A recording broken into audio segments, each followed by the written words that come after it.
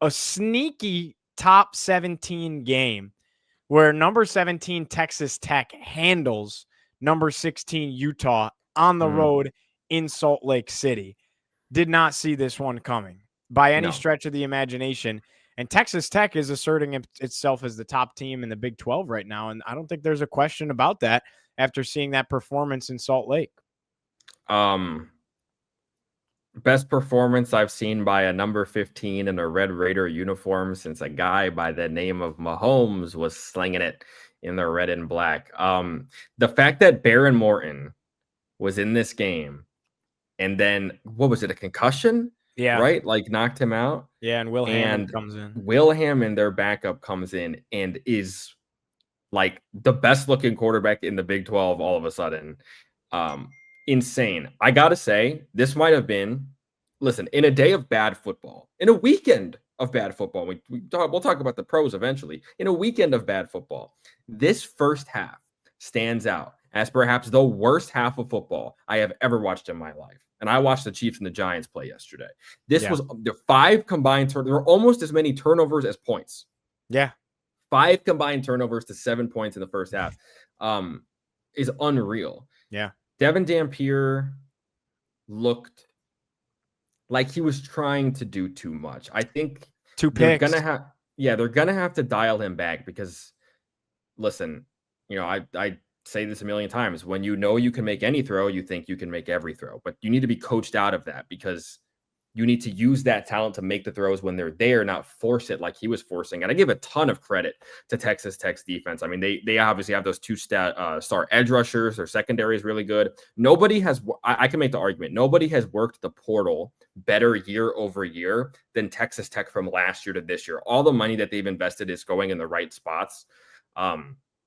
They completely suffocated Utah across the board. And then by the time they got up 17-10, and then it snowballed at the end of the game and got away from Utah but it almost made sense because so many times we say the final score is not what the indication of the game was. I think this was. Texas Tech really dominated this game from start to finish, especially after Hammond got in and things just got settled under control. For you to go on the road and win a game like this at 10 in the morning with a backup quarterback. True, 10 in the morning. Impressive. Very true. Really impressive. So Texas Tech, clear cut now favorite in the Big 12 by, I'd say, a comfortable margin. The funny thing about Texas Tech, first of all, they feel like the team nobody's talking about. Mm-hmm. And secondly, the thing with Texas Tech is like they're doing it without known commodity star power. None of these guys are people we were talking about coming into the year. And besides Morton, who did you know, on this roster? Because they're all new. Exactly. They're all new. Like Cameron Dickey's really impressive at times. He ended up having 2 touchdowns in this game. You look at their receiving room. I like Reggie Virgil. I like Jacoby Williams. I like Caleb Douglas. Didn't know any of these guys coming into this season as like household name type of players that we would talk about on a show like this. And I'm curious and fascinated to see how that changes, how their narrative continues to develop throughout the year, because in the same regard, it's similar to Arizona State last year. Nobody was talking about Sam Leavitt. Nobody was talking about Cam Scatteraboo. It was Arizona State picked to finish ho-hum last in the Big 12. So it's fascinating. The only reason we knew about guys like Tyson and Scatteraboo is because we're the sickos that would watch their 10:30 Friday night kickoffs against like Oregon State on Fox in the last year of the Pac-12. Like that's the way it was. But now you're in a situation where I don't know that they have the best offense in the Big 12, although it certainly looks like they're efficient enough to do it. I think they have the best defense in the Big 12 by a good margin, and that's going to be good enough in this conference to win you games because you can lean on that, and all of a sudden your backup quarterback's having a field day. So it's so important. I think they've nailed it. This is proof in the pudding that you can, with NIL now, you can go in one off season, correct, and be a football team. Like correct, because that's the investment they made.